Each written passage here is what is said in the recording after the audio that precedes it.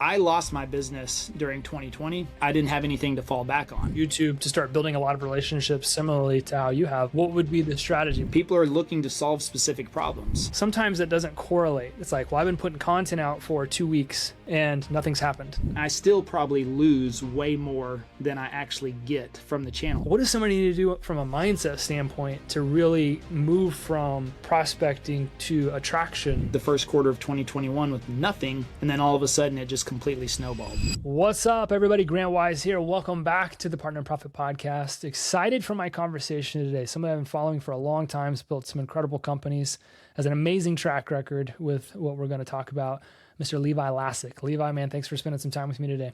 Hey, Grant, thanks for having me. Of course. So people that are listening to this, maybe that don't know much about you, give us a bit of the backstory. How'd you get to where you are today? Yeah, so 2020 was a big change for me, probably like a lot of people. And I did financial services before. I had a company, and I worked with all the teachers on retirement planning at Dallas Independent School District, or at least I had a contract with Dallas ISD, and it allowed me to market to their teachers, which that's a very small group of people. And then I could go in, have meetings with them one-on-one, and then I would set them up on retirement plans through payroll deduction. So it was really great because, the likelihood of somebody defaulting on their payroll, plan was slim to none. So it was really cool. I built that company up for 5 years, and I had a teacher's schedule, but 5 times the teacher's income. So, I was doing like $300K a year, and it was great because I only worked 8 months of the year. I literally just worked during the school year. And so I had summers off, 2 weeks off for Christmas, a week off for Thanksgiving. And then I traveled the rest of the time. I went to 25 countries inside of 3 years and was just living my best life. And then 2020 happened and school shut down and travel shut down. And so I was there at 41 years old at that time. And I was like, what's the next step? Like I hadn't, most of us had no idea, like would schools ever open up again? Are we just going to be all, stuck in our homes for the rest of our lives? What was going on here? And I didn't know what my next move was. And so I took that summer to work on some things. I invested in a lot of other things that really didn't work out. And I've got some really good friends that were in real estate and real estate agents for quite some time. And they've actually always tried to get me into real estate, but I just never really wanted to be a real estate agent. I mean, I know how hard they work. Plus, I know they're like constantly networking. They're always shaking hands and kissing babies, which nothing wrong with that. But I'm actually kind of an introvert, which I've got a small group of friends. I'm not a big crowds guy, and I like family, a few friends, and I'm good to go.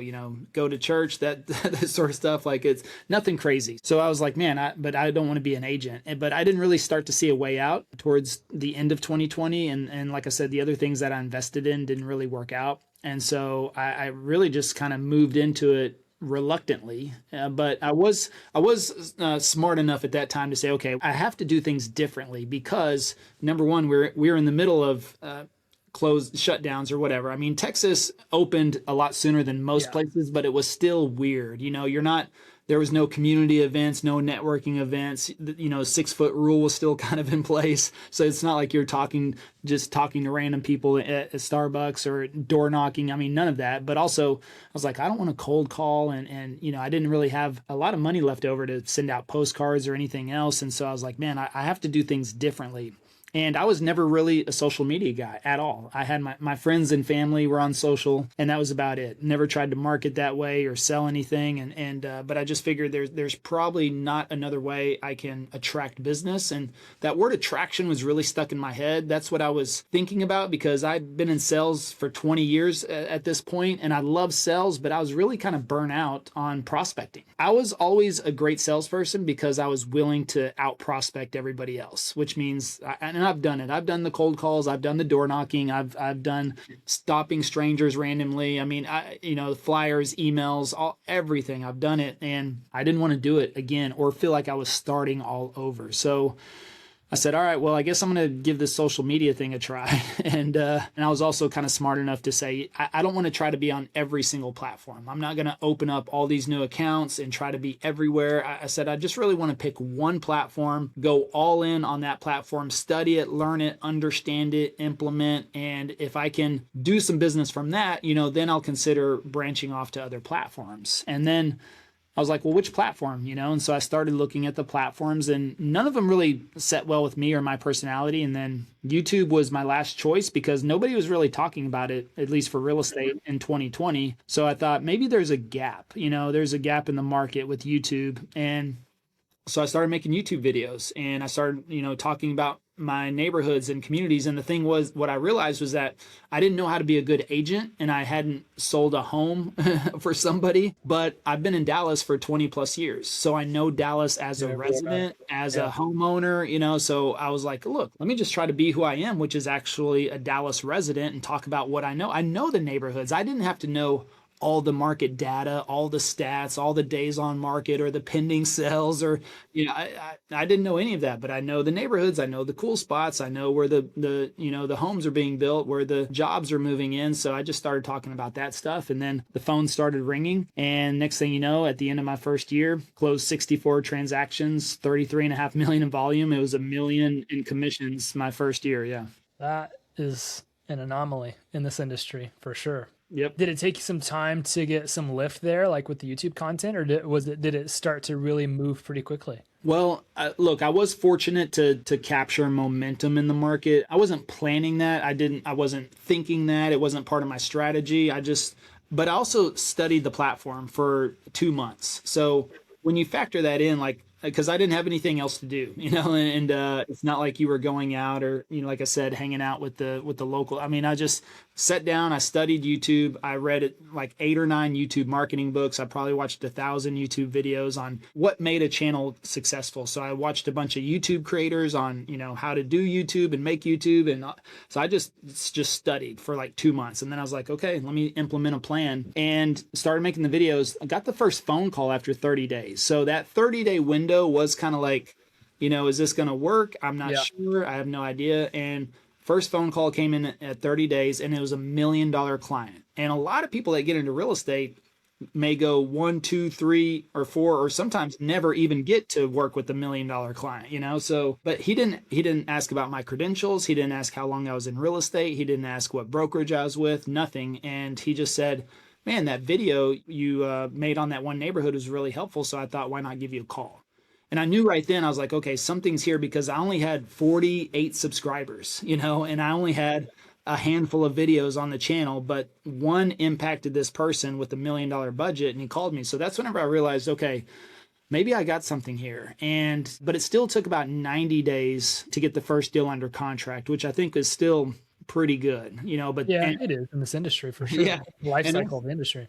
But in those 90 days, I was questioning, like, okay, is this really going to work? Or am I just, but I was getting more phone calls. They were picking up. So I was like, man, it's got to happen. And then got those first 2 deals under contract, closed the first 2 deals in April of 2021.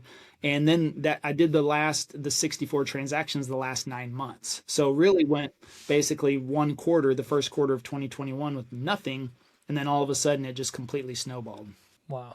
That's awesome, man. That's an amazing story. I've heard the story before, right? I've seen you spoken at the same venue in Houston. We were talking about that a little bit pre-show.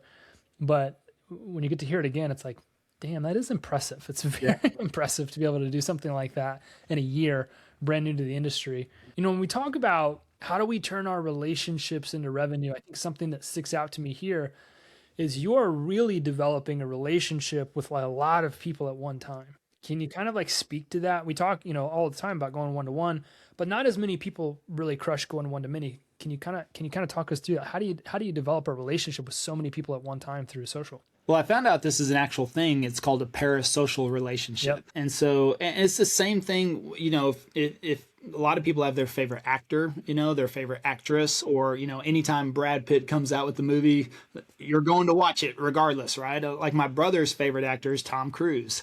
And so it's like, if Tom Cruise comes out with the movie, he's going to go watch that. And, the Friends and Seinfeld, I mean, you think about Friends, there's 6 different characters on Friends. Well, I think that's why it hits such a broad audience, because there's different personalities that so many people could relate to. And somebody is saying like, oh, I'm Ross and you're Rachel, or you're like Joey, and so they start connecting themselves with people that are like themselves. And ultimately people want to work with people that they like or they feel are a lot like themselves. I mean, friends, right? Your friends probably because you share common interest, common goals, common likes. Maybe you dislike some of the same stuff, right? And so we see this in politics.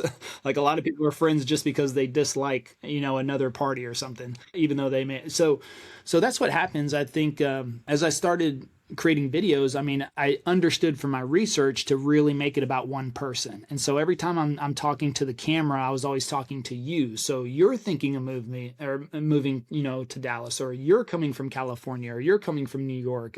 So I was always using the word you and talking directly to the camera, making eye contact. And ultimately, I know that I don't get every transaction. Actually, I've probably met more people in my neighborhood that did not buy with me, even though they watched the videos. And it could be a personality thing. Ultimately, people will see the content, but they will want to work with you because there's some sort of connection. And I will say, like, all of our clients are pretty much like us, and I've also noticed from analytics, they fall within 10 years of my age range. And if you think about your friend circle, you probably don't hang out with people outside of a 10-year age range of yourself. And so otherwise you start getting into, different generations, different timelines that you grew up in. It's like, the younger crowd they don't know what it was like to grow up in the 80s. So even though I was younger at that time, I still remember that vibe and everything. So, it's just one of those things where I will mention things. I'll mention things from growing up in the 80s, or, graduating high school in the 90s, or different things that just seed all of that. And that's where people are like, oh, I remember that, or yeah, this person's like me. And so doing that, I think, really helps out a lot. And then, so I'm always seeding, or you can say embedding or incorporating. I call it incorporate, don't dedicate. So I'm not going to make a whole video of what it's like to live in Dallas if you grew up in the 80s, like that, Yeah. that doesn't make sense. But I might incorporate like little things like that. Just like I like coffee, I like barbecue. I don't make videos about coffee and barbecue because nobody makes a buying decision on their next home because of coffee. Or the people assume when they're going to move somewhere, there's going to be good restaurants or there's going to be a cool coffee shop. So I might, embed or incorporate that I like this coffee shop, or I'm going to grab lunch over here. And so those types of things really seed. And a cool thing about that, really, probably my best example is we had a client move from Kenya, Africa. And by the way, we've helped probably people from 25 different countries now because of the channel. And this guy came from Kenya, Africa, brought me a bag of coffee beans because he goes, I know how much you like coffee. And like I said, that's like a 10-second embed in my videos throughout. So people are watching, they're paying attention, and they make those types of connections. And they're kind of like, you know what? I think Levi's our guy. Yeah, even though YouTube even tells me the top 15 channels my audience watches, and 12 out of those 15 channels are other Dallas real estate agents. So they're watching other content. You're never going to get away from that. There's always going to be competition, but ultimately it comes down to personality. And I connect with a lot of people, or I would say at least enough people to do business with. I still probably lose way more than I actually get from the channel. But YouTube's also rejection free because those people don't call me. They don't call me and they're not like, Levi, I actually like this other YouTuber better, so I'm going to work with them. When they call us, they've already made a decision. They're like, you're my guy. And so it's crazy because I wish I would have done this on YouTube in 2005 when YouTube started. Oh my gosh. I went to one of my buddies that we graduated in 2008 in high school in 2008. And YouTube came out in 2005 or 6. Yeah. And I was like, dude, do you have any idea how much money we would have if we would have started a YouTube channel? Because we were nuts, obviously, as kids. It's exactly what the MO is today for the most viral YouTube channels. But I often text my old friend, like, we missed it. we missed it. When I say, Levi, how do I turn my relationships into revenue? We go from talking about how you build a lot of relationships parasocially, but how do you take that and how do you turn it to revenue? Like, what's the process for getting a stranger off of YouTube to become a client? Well, I'd say the simple answer is calls to action. So that's, ask for the business. But ultimately, it comes from building value, or I should say, delivering value. And so when you deliver that value first and you do it over and over and over again, then when you have the call to action will make sense. Yeah. So, and also just the way we position our channel, the banner, all of that is very strategic. I don't just have a channel banner that has my phone number and email and like call me, or, I don't have introduction videos on my channel where I'm like, my name's Levi Lascsak and I've wanted to be in real estate since I was 3 years old. It's like nobody cares about that. They'll care about it once I've delivered value, and then they want to get to know me better. But most people on YouTube are looking for answers. They're looking to solve problems. And so I'm there delivering value. And whenever they see that I've got content now with more time, it's easier, because now we're the industry leader in Dallas. And so they can clearly see a separation between myself and other channels. But the one thing I think people tell me the most is that they just feel like they're in the neighborhoods or the communities with me. They feel like I'm talking to them as if they're right beside me. And that's a lot of the way I position my videos. If I'm walking or if I do driving tours, I want them to feel like they're in the car next to me or they're walking beside me down the street. So I think that really has helped a lot. At least the direct feedback from people is they just feel like they're hanging out with me. If somebody wanted to use YouTube to start building a lot of relationships similarly to how you have, what would be the strategy? What's the process? Well, I think you want to research. I mean, and this is really go for any niche, is that you can, so whether you're a small business owner or anything like that. I mean, and now with AI, I mean, look, by the way, I started on YouTube before there was AI. So, I did a lot of manual research back in the day. Now with AI, I call it reverse research, because you can easily prompt AI and give you what used to take me 30 minutes, I can get it in about 30 seconds. So, but you need to double check. You need to reverse research. So I think once AI spits out something for you, you need to go, if something looks off or you're like, I'm not sure about that stat, you need to have some sort of intuition or understanding as well about your area, and go back and say, let me double check that, or let me look at the source, or where are they pulling that from. So I think that still requires some work. So ultimately, take your niche, whatever it is, and you could either go into AI or even Google right now, or Gemini or Grok or whatever your favorite one is. I mean, you could just ask it. You could either say, give me 30 topics, or you could say, what are the top 30 questions that are being asked right now? Anything like that. That's going to provide you a baseline as far as content to make. And so, do you find that that's accurate? Like when you give it a prompt like that, do you find it's accurate, or do you have to massage that a little bit? It's a little bit of both. Yeah. I mean, sometimes it's, and the thing is like starting the channel too. I mean, I'm not sure if, you're not likely going to hit a home run from the first video or two or three, and especially if you're niching down. If you're niching down in business, I think that's a much smaller audience, but you have more opportunity to turn that into business. So I built a lot around search in the beginning. And so, I looked at the most searched suburbs. I figured out, okay, I wanted to work these, let's say 5 suburbs.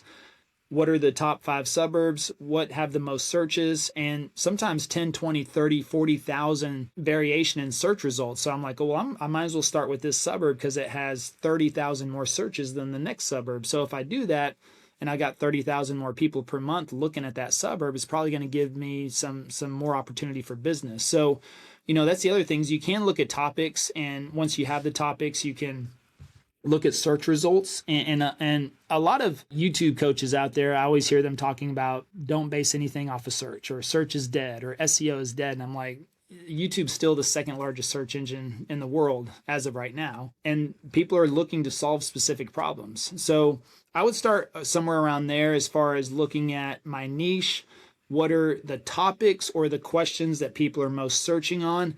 And then I would look at where I can develop some sort of mini series that goes with that. So you want to think bingeable content, kind of like Netflix style, but I would do that in like 3 to 5 video increments, and then try to find 3 to 4 buckets that you could place that in. For example, on real estate, I've got 4 main topics, which is community tours, I've got map tours. I've got kind of like pros and cons and listicles. So those four types of videos are kind of my buckets, and I can rinse and repeat that through multiple suburbs. So a community tour or slash a driving tour, I can do that for 5, 10, 15 suburbs. I can actually go to every single suburb and I can get out, walk around, show the community, or I can get in my car, drive around that way and show the community. That's a community tour.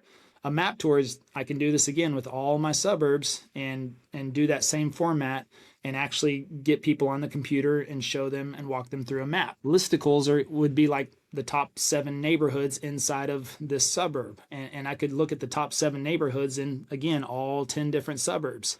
And then I could do, pros and cons around that as well. So I kind of have the same format. So I'd look for, 3 to 4 main buckets, and then how can you place all that in there? But see, if I make 4 different videos on Frisco, which is a suburb of Dallas, well, then I have 4 videos that somebody can watch, So if they're really interested in Frisco, boom, they can watch that video, go to this video, go to that video, go to that video. Versus if I make a video about Frisco, Prosper, Salina, Dallas, Allen, McKinney, and I just make one video and they watch one McKinney video, where do they go after that? What if they're only interested in McKinney?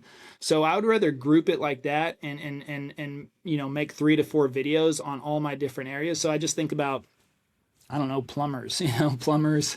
I mean, what do you have? Leaky faucets.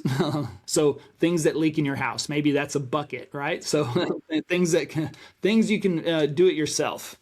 Maybe that could be one. Do it yourself for a plumber. Leaky things that can leak in your house. So if I think faucets, toilets, showers, things like that. Again, and then I think about outside the house, maybe yards, faucets, pipes, those types of things. And then, so I'm just kind of I don't know much about plumbing, but I would think about things like that. And then maybe you have a do it yourself. So you maybe have things that leak inside the house, things that leak outside the house, and then do it yourself. And then maybe like, oh shit, call a plumber. Maybe that's if you see this, make sure you call a plumber. So you could do that, and then you could just kind of rinse and repeat and make a series of videos, in each of those categories. And so I think as business owners, if you're trying to attract business and clearly have a product or service that you sell, right? And clearly plumbers they can do house calls, they can fix big events, and the funny thing is I've had this happen. I know a plumber, a YouTube plumber in Dallas, and he'll teach you how to do a lot of stuff in your house for free. But guess what happened whenever a pipe busted in my yard? I called him, he comes out there and charges me $7,000, and so that was a pretty big ticket item for that. But he provides all that value through plumbing education, and so you're like, when you do have a serious problem, it's like, well, might as well call this person. So we just educate on Dallas as a whole and the surrounding suburbs, and people just get so much value that they're like, well, might as well call Levi. We've already watched, 20 of his videos, 30 of his videos. 100%. Do you find that you've got to keep creating videos, or do you get to a place where it's like, okay, we're solid here, and then those videos just keep working for you? Well, they do keep working for you. I mean, I think having recent content on a channel is always going to provide some sort of credibility for people to still do business with you. I mean, I could probably stop today, and I think I could probably generate business for, 4 to 6 months. And I'm also just kind of throwing that number out there. I have no idea, but I think we could probably get calls for a few more months. But I think at some point people might look at the channel and go, man, he published 6 months ago. Yeah. Is he still in business? And then if you got other people in your area making content and they're publishing in the last week, yeah, I think that would be a bad sign. So, as long as I plan to be in business, I think content needs to go out. Yeah. And what you said earlier is, you went 30 days, got your first call, but you really went 90 days before you went under contract, and you were asking yourself that whole time, is this worth it? Is it worth it? Is it worth it? When you're going direct doing sales, I'll make a call today. I either get a deal today or I get rejected today. Like, there's that action and activity. And this is something that I've noticed in the real estate industry specifically. Sometimes it doesn't correlate. It's like, well, I've been putting content out for 2 weeks and nothing's happened. And it's like, I need to go back to making calls. It's like, well, maybe you do, or maybe you just need to stick with it. I'm sure you guys have experienced this in a lot of the coaching and stuff you do. What does somebody need to do from a mindset standpoint to really move from prospecting to attraction and not just like freak out, or maybe freak out, but do it anyway? Well, I actually think YouTube's the easiest transition out of a job, whether it's part-time or full-time. So if you have something that is paying you today, and let's say it is a job, let's say you have a 9 to 5 and you're like, man, and I have this conversation with aspiring real estate agents. They're like, hey, I have a job that pays the bills. I'm a single mom, or, I've got 2 kids, or, my spouse just got laid off. So I have to work, but, how do I? And I'm like, great, cool. Don't quit your job. Here's what you do. Monday, when you come home, you hug the kiddos, you have dinner, and then you tell them, mommy or daddy has to work after dinner. And you research for an hour, maybe 2, and that gets better with time as you gain more experience. So research your next video. Tuesday night, when you come home, hug the babies, have dinner, and then tell them, hey, I've got to work, and or put them to bed. And then you need 1 to 2 hours to record that video that you researched on Monday. It shouldn't take you 1 to 2 hours, but like right now, I can record a video in 20 minutes. I'm pretty much I'm very, very skilled at it now, but in the beginning, you fumble, you bumble, you start, you stop, so give yourself at least 2 hours. Okay. Wednesday night, you come home, research, and get ready for Thursday. Thursday night, come home, eat dinner, hug the kiddos, put them to bed, and then film your video. Now you're filming 2 videos a week. Now you publish them. And now you just do that. Now just publish 2 videos every single week. Do your job, whether you're running your own business or you're working 9 to 5 or whatever else, and then just wait for the phone to ring, And I think that's an easier way to do it. And guess what? If somebody calls you, when are they likely going to want to see homes? Probably on a weekend, So, okay, now this is where you have the conversation with the spouse and say, hey, look, this is going to be a season for me right now, but I need to get consistent transactions to be able to quit my job. So that's going to include some weekends, and it's already including my evenings right now, but hopefully we only have to do this for 3, 6, or 9 months. And whatever number they need, to get to a consistent transaction base, then they can quit their job. But that's going to probably take working possibly 7 days a week over the next 3, 6, or 9 months. But you got to ask yourself, like, how bad do you want to get out of that job, or to stop making calls, or to stop prospecting, or have inbound. So I lost my business during 2020. And so I didn't have anything to fall back on, and nobody was hiring. There was 30 million layoffs in the US, so where was I going to get a job anyways? So luckily I had savings. I planned for rainy days.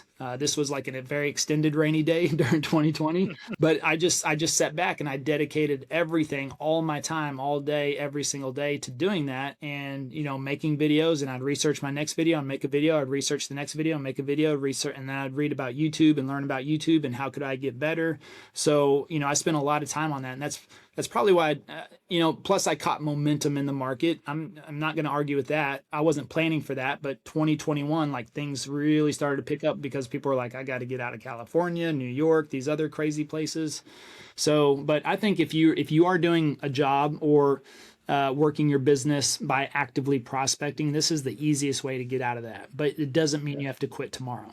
Yeah. Build yourself an off ramp, basically. Don't stop today. Keep doing what you're doing today. Build an off ramp, work a little harder, and then get out of that. Makes sense. And if you're selling a product or service that is more point of sale, I mean, and if you're making content to get people like on a sales call or something like that, I mean, you're going to know pretty quickly, and hopefully you're already good at your job. So I think if you have a point of sale product or service, you should be able to do something quicker. Real estate is not like get rich quick or a point of sale. A lot of times people need time. They don't just come in and I mean, we've done it, but most people need 30, 60, 90 days to go through that process. Man, this has been an awesome conversation. I got more questions, but I want to respect your time. I appreciate it. I appreciate it a ton. Been in 30 minutes or so with us. What's the number one way that we can partner with you? How can the listeners of the Partner and Profit podcast walk alongside you, support your business, support your growth? Yeah, you can check us out at passiveprospecting.com. You can get a copy of the book that is available on Amazon, or you can get a free copy of the ebook on the website. This really gives you a good foundational piece of how to get started for any business owner, by the way. So I wrote this in a way that any business owner could pick this up and really understand how to start a YouTube channel and where to go from there.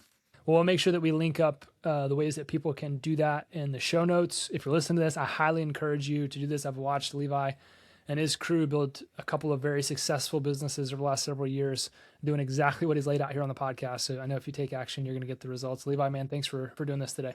Yeah, Grant. Thanks for having me. Of course. Thank you all for continuing to listen to the Partner Profit Podcast. This is another epic conversation. I'll see you on the next one. Peace.